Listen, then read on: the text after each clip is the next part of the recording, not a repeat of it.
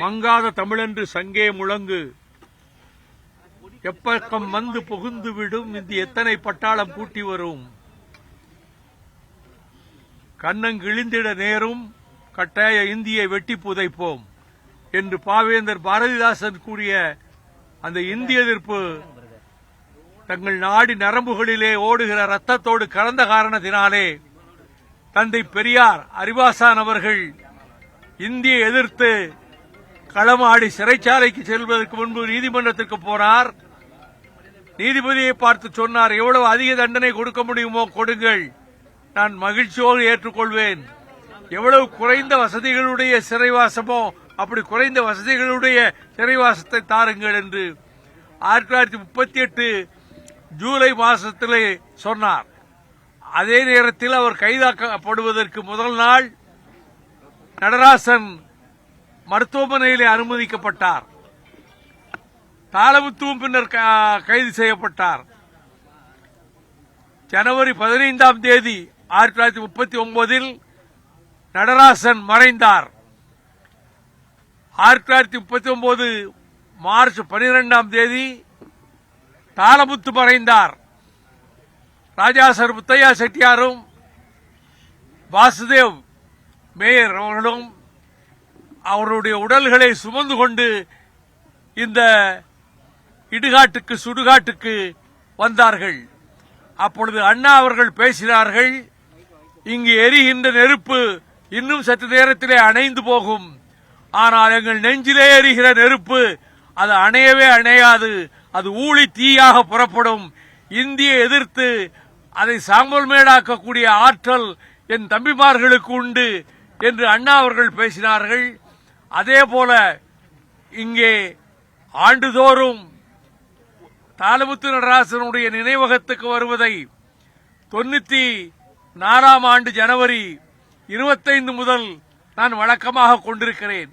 அப்பொழுது ரொம்ப சுத்தமில்லாமல் இருந்தது பல இடங்கள். அதன் பிறகு மாநகராட்சியினரும் ஆளுகிற தரப்பினரும் அதை சுத்தப்படுத்தி கொடுத்தார்கள். அவ்வளவு மோசமாக இருந்தது. பிறகு இப்பொழுது மண்டபம் கட்டி கொடுக்கப்பட்டு விட்டது. தாளமுத்து நடராசன் பெயர் அங்கே ஒரு 6 அடுக்கு மாளிகையிலே பொறிக்கப்பட்டிருக்கின்றது. ஆக இந்தியை எதிர்த்து 2 பேர் களபலியானார்களே, அதன் வழியில் தான் சிவலிங்கம் சின்னசாமி, ஆசிரியர் வீரப்பன் அரங்கநாதன், கீரனூர் முத்து, சத்தியமங்கலம் முத்து, பீளமேடு தண்டபாணி, பிராலிமலை சண்முகம், மாயவரம் சாரங்கபாணி ஆகியோர் தீக்குளித்தும் நஞ்சருந்தியும் மடிந்தார்கள். அவர்களுடைய தியாகம் வீண் போகாது. அவர்கள் சிந்திய ரத்தத்தின் மீது ஆணையிட்டு சொல்வேன், அவர்கள் போக்கிய ஆவியை ஆணையிட்டு சொல்வேன். இந்தியை கொண்டு வருவதற்கு மத்தியிலே ஆளுகிற வர்ணாசிரம தர்ம அரசு முயற்சிக்கிறது. RSS பின்னணியிலே இந்தியை சமஸ்கிருதத்தையும் கொண்டு வந்து திணிக்க நினைக்கிறார்கள். நாங்கள் தாளமுத்து நடராசனுடைய கல்லறைக்கு எதிரே நின்று உறுதி எடுத்துக் கொள்கிறோம்.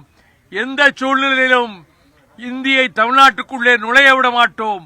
இது அண்ணா அவர்கள் கடைசியாக பேசிய பேச்சில் இதை யாரும் இனி மாற்ற முடியாது என்று சொல்லிவிட்டு போனார். அந்த வகையில் ஆண்டுதோறும் நாங்கள் இங்கே வருவது மட்டுமல்ல, இந்தியை எதிர்த்து எத்தகைய அரசியல் சட்டத்தை கொளுத்தியவர்களில் நானும் ஒருவன். இந்தியை எதிர்த்து மறுமலர்ச்சி திராவிட முன்னேற்ற கழகம் உடல் பொருள் ஆவி அனைத்தையும் தத்தம் செய்து தியாகம் செய்ய தயாராக இருக்கிறது. நடராசனுடைய புகழ், நடராசனுடைய புகழ், நடராசனுடைய புகழ், தாளமுத்துவின் புகழ், தாளமுத்துவின் புகழ், தாளமுத்துவின் புகழ். இப்பொழுது திராவிட மாடல் அரசு நடத்துகின்ற ஆருயிர் சகோதரர் தளபதி ஸ்டாலின் அவர்கள் தலைமையிலே அரசு நடப்பதால் இந்த பாதையிலேதான் இனி அரசு செல்லும். இந்தியை எதிர்க்கின்ற விதத்தில் அவர்கள் சமஸ்கிருதத்தையோ இந்தியையோ திணிக்க முடியாத வகையிலே அணிகள் அமைத்து அரண் அமைத்து தடுத்து நிறுத்துவார் நம்முடைய முதலமைச்சர் என்பதையும் கூறி மீண்டும் ஒருமுறை தாளமுத்து நடராசன், தாளமுத்து நடராசன், தாளமுத்து நடராசன். மொழிப்போருக்கான காரணங்கள் இன்னும் அப்படியே இருக்குன்னு நினைக்கிறீங்களா? அப்படியே இருக்கு. அப்பொழுது இவ்வளவு தைரியம் இல்லை அவங்களுக்கு. இப்ப இந்த இந்தி சமஸ்கிருதத்தை கொண்டு வரணும்னு நினைக்கக்கூடிய ஆர்எஸ்எஸ், சனாதன தர்மத்தை காப்பாற்ற வேண்டும் என்று துடிக்கின்ற வர்ணாசிரம தர்மத்தினுடைய வாரிசுகள் இந்தியை எப்படியாவது சமஸ்கிருதத்தை கொண்டு வந்து திணித்து விடலாம் என்று நினைக்கிறார்கள். இதுதான் கால வித்தியாசம். ஆனால் அதே நேரத்தில் ஒரு வலுவான அரசு அமைந்திருக்கிறது. கொள்கை வழி நடக்கின்ற திராவிட மாடல் அரசு நடக்கிறது.